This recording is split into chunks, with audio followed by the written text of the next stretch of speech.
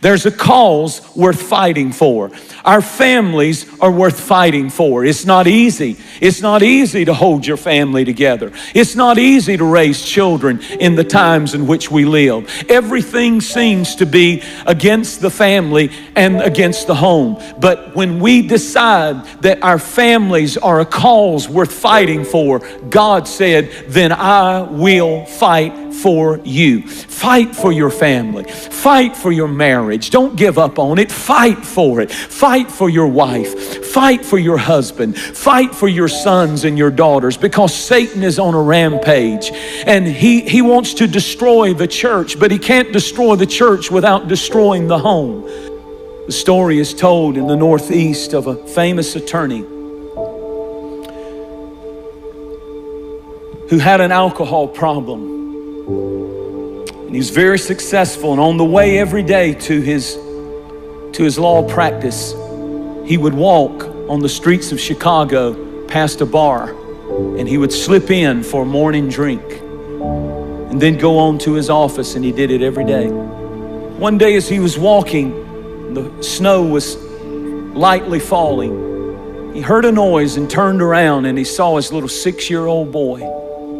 Somehow he had slipped away from his mother and slipped out of the house. And when he looked, the little boy was putting his little foot in the big footprint of his dad. The dad had left that footprint in the freshly fallen snow. And the little boy would put his little foot in the footprint of the big steps that his dad was taking. And suddenly, as he was standing outside the door of that bar, and he looked back and saw that that boy was stepping in every one of his footsteps.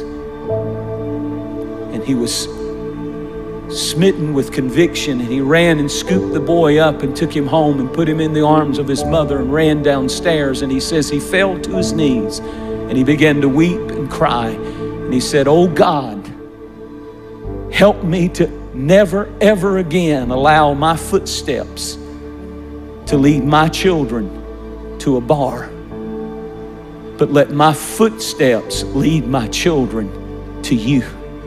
Enjoy your family. Love your family, because the enemy wants to do everything he can to divide and conquer and destroy. He wants to make your family miserable. He wants to make your marriage miserable. He wants to make your relationship with your children miserable. And we are not ignorant of his devices. It's costly commitment. It costs you something to hold your family together, to hold your marriage together, to hold your children together. Don't leave it up to the preacher to save your family. Don't leave it up to the youth director or the youth program or the church or somebody else. Don't even leave it to the mother, dad, to do your praying, but get your family. I love the words of Joshua when he said, "As for me and my house, we will serve the Lord." I want to say to parents and people who are here, fight for your family. Stay in their business and stay in their lives. And when you have to stand up and correct them, correct them. If it hinders and hurts and you have all kinds of stuff going on, stand for what's right. Fight for what's right. Stand on the truth. And you know what? They may go wild, they may get crazy, they may get mad, they may go off. But if you have raised them right, if you have raised them in the house, you don't have to be a perfect family. But if you've done your best to bring them to the house of God and to serve the Lord before them, and you've done your best to have God's presence in your home and in your life, there's something that gets on your family that they will never be ever be able to get away from. As a matter of fact, I just want to tell you, there's nothing more important than what you're doing right now. It's more important than a ball game. It's more important. We've lost that. See, we don't believe this old stuff anymore. But I'm going to tell you, beware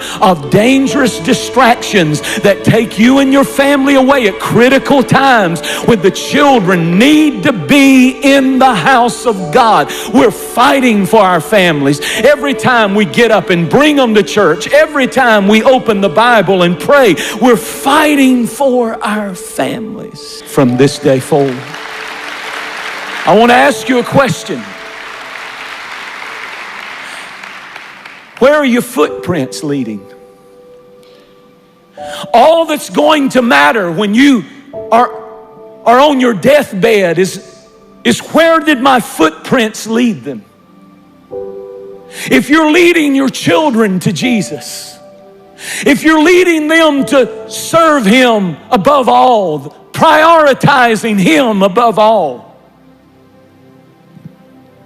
then you're leaving the greatest legacy any parent can ever leave.